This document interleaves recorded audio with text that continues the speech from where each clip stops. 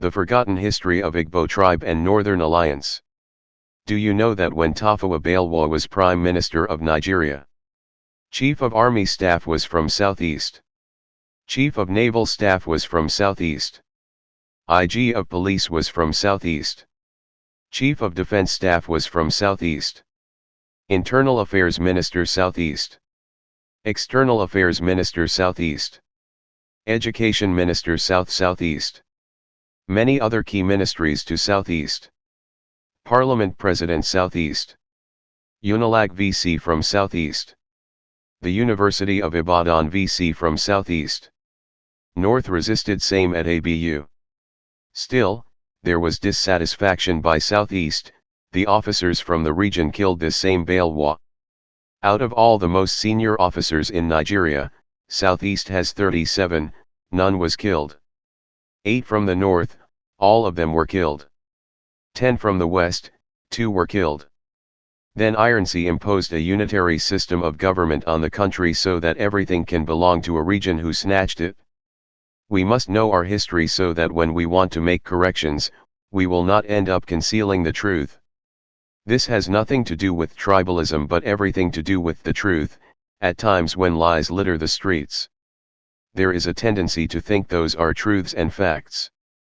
Asterisk what follows are documented facts that can be cross-checked for authenticity. Asterisk. Thou shalt know the truth and the truth shall set you free. Asterisk Professor Ben Nwabius was the man who drafted the constitution that took away powers from regions and handed it to the central government because his brother Agi Ironsi was the head of state then. Today, he is shouting restructuring that he helped to destroy. We won't forget. Star. What Biafrans will never tell you about the real cause of their woes in Nigeria today. The Igbo man is known to enjoy blaming the Hausa Fulanis, Yorubas, and indeed every other Nigerian tribe and Lord Luggard/Britain for their seeming claim of being in third-class citizen status in Nigeria.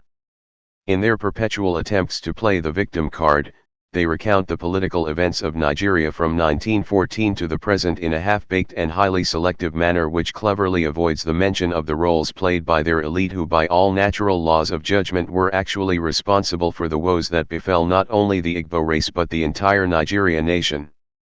The story told in the post above is one of such selective and distorted accounts of history which the average Igbo man is fond of narrating. However, the National Archives have the complete and unedited history of Nigeria regarding the political events beginning way back from even before 1914. I will therefore proceed to furnish my readers with the complete story for all to read and be endowed with enough facts so as to judge and act from an informed position. Shortly after the 1914 amalgamation of the Northern and Southern Protectorates, it started getting clear that the country was bound to fail as the amalgamation in question was done with colonial fiat without the consent and consensus of the different tribes which were over 300. This prompted the political leaders to start asking for de-amalgamation so as to forestall the future danger which the forced amalgamation portended. To that end, Ahmadu Bello, speaking on behalf of the Northern Protectorate in 1944 described the amalgamation as the mistake of 1914 which if allowed to remain will ultimately lead to unstoppable bloodshed and a failed country. Awolowo, speaking on behalf of the Yorubas and Western minorities, described Nigeria as a mere geographical expression not qualified to be called a country let alone a nation. Awolowo added that if the amalgamation could not be reversed, then Nigeria should be structured as a strictly federal state so as to enable each tribe enjoy autonomy, thus freedom from being dominated by any one single tribe. But Nnamdi Azikiwe, speaking for the Igbos, denounced Awolowo and Ahmadu Bello, terming them ethnic champions. He accused them of nursing a sectional agenda against the unity of Nigeria, and he declared further that the unity of Nigeria was non-negotiable. After moving the motion for independence in 1953, Anthony Inaura proposed that a secession clause should be incorporated into the future constitution of Nigeria so as to give legal backing for any tribe to peacefully exit the forced union if it feels marginalized in future. According to Inaura, such provision in our constitution would instill in all Nigeria's future leaders the fear of the consequences of misgovernance. But Azikiwe, speaking on behalf of Igbos, rose against him in the parliament and labeled him an agent of disunity, an enemy of Nigeria. At a later date, Awolowo too made a case for secession clause, but Azikiwe again resisted him and instigated the colonial authorities to threaten him and Inauro with charges of treasonable felony if they didn't stop proposing secession clause for the future constitution. While Azikiwe did all these, Igbos cheered and urged him on because they felt the future Nigeria was theirs to dominate and lord it over every other tribe. Before independence, Tafawa Balewa too had in a public speech described Nigeria as a British experiment and Nigeria's unity as a British intention which Nigerians themselves don't believe in. But Azikiwe kicked and demonized him too. Had Azikiwe cooperated with Inaura, Awolowo, Ahmadu Bello, and Tafawa Balewa about the secession clause, Nigeria perhaps would not have been this misgoverned. For those in doubt, here is a link of one of the numerous instances in which Nnamdi Azikiwe fought against the secession clause proposal for the future Nigeria constitution. It should be noted that there were many Igbo members of the parliament in which Azikiwe fought against Awolowo's secession clause proposal in the link above, but not a single one of them rose against Azikiwe or condemned him. Igbos initially never wanted to hear anything like secession in Nigeria because they so much believed, though falsely, that they were the most educated tribe.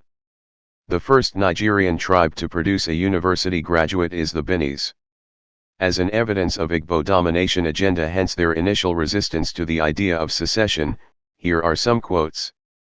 From all indications, the God of us Igbos have destined us to rule the whole of Africa. Nnamdi Azikiwe, 1945. It is getting clearer each day that Igbo domination of Nigeria is just a question of time. Oscar Onyema. 1949. Anisko Peterson, as at 1900, the whole of the present Benue State, Kaji East Senatorial District and some southern parts of Taraba State called Munchi District back then, were all in the Southern Protectorate. Whoever doubts this should consult Macmillan Atlas for secondary schools in Nigeria. With that situation, the South had a higher population than the North, hence always had an upper hand in any democratic bargain. But as at the early 50s when the regions were being created, common sense dictated clearly that these areas should fall in the future Eastern region. But against common sense, the colonial masters decided to gerrymander them into the northern region. While they did that, Azikiwe, who was supposed to be in Enugu fighting against it as the leader of the East, was far away in Ibadan struggling with Awolowo to rule the western region and also playing the spoiler role against Awolowo's attempts to have Kora and present Kaji Yorubas carved into the western region from the north, which was already too large by land mass. Anisko Peterson, while he abandoned his burning house and was far away in Ibadan struggling against Awolowo for his own, Awolowo's, region, Igbos saw absolutely nothing wrong with that. Rather, they applauded him as a nationalist. A nationalist whose house was burning yet busy chasing rats in a faraway land. Anisko Peterson, when opinions became unanimous that Lord Lugard and his government must be forced out of Nigeria and indeed the whole of Africa, it was still the Igbos that frustrated the attempts. Here is how. In 1948, Anthony Inaura organized an anti-colonization symposium in Lagos for which Azikiwe and some other Igbos had agreed to deliver the keynote address. But when the D-Day came, Azikiwe was nowhere to be found as he deliberately disappeared into thin air for fear of being arrested and dealt with by Lord Lugard.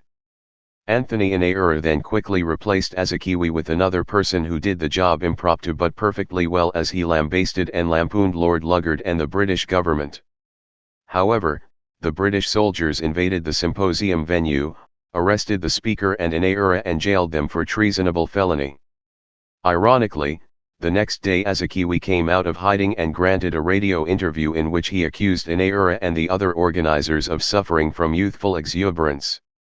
On regaining his freedom few weeks later and being told of Azikiwe's radio interview, Inaura resigned from his post as editor of Azikiwe's newspaper, The West African Pilot. Then he wrote a book titled Nnamdi Azikiwe, Sinner of Saint. After launching the book, Inaura left Azikiwe's party, the NCNC, and moved over to Awolowo's action group. Anisko Peterson, The first military coup in Nigeria was carried out by majority of Igbo army officers. That was the coup that truncated democracy just 6 years post-independence and led to a succession of coups which put the country on the reverse gear for 33 years. Through that first coup, those Igbo army officers who accused the politicians and government of the day of monumental corruption, killed the political leaders of the northern, western, and midwestern regions but allowed all Igbo political figures to escape by tipping them off prior to the D-Day. In addition to the killing of political figures, they also killed a total of 27 innocent high-ranking military officers from every region except their eastern region.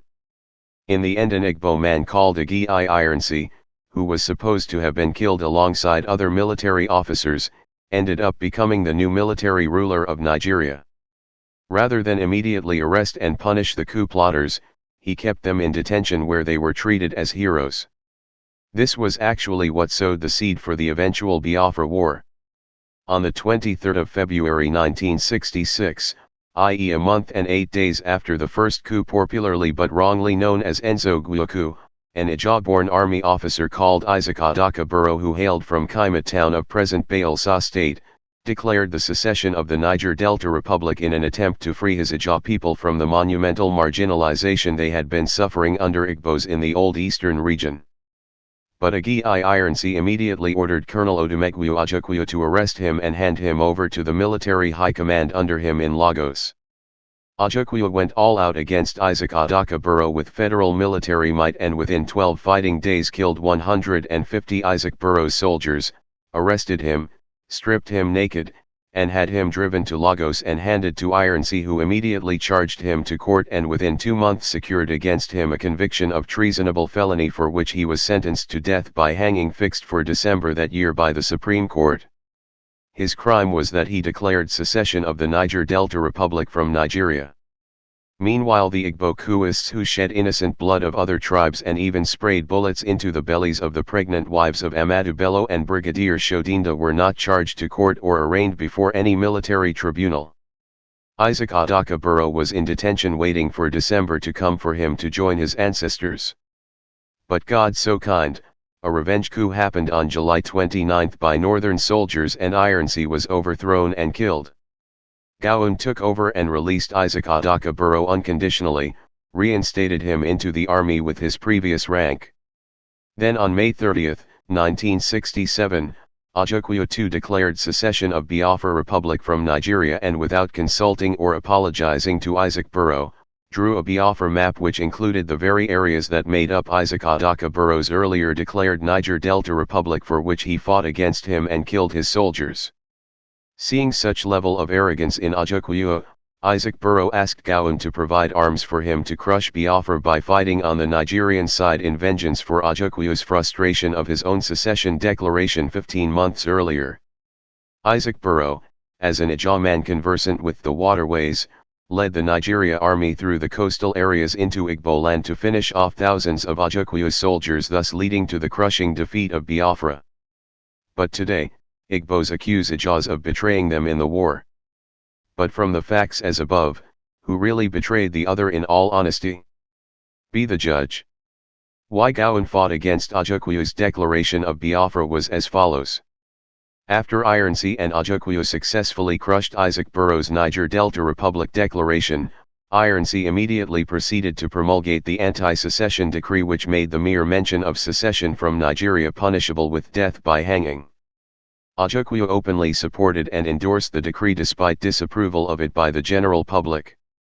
So when Ajukwu later declared Biafra secession, he was reminded of the anti-secession decree made by him and his brother Ironsi. Deadly truth, Igbos frequently reference a Beri Accord to create the impression that the rest of Nigerian tribes don't honor agreements. This is a very dishonest narrative from Igbos. First and foremost, a Beri Accord was organized by soldiers and unelected civil servants who should not participate in political exercises like making laws due to the civil service anonymity principle. Secondly, those civil servants and military men in attendance were not elected by their federal constituencies to the Aberi Summit. In the philosophy of democracy, the only universally acceptable way of making laws is through duly elected representatives of the people. but in going to Aberi the people's representatives duly elected in the 1965 elections were all sidelined for soldiers to hijack the process. Where on earth do soldiers make laws for the people?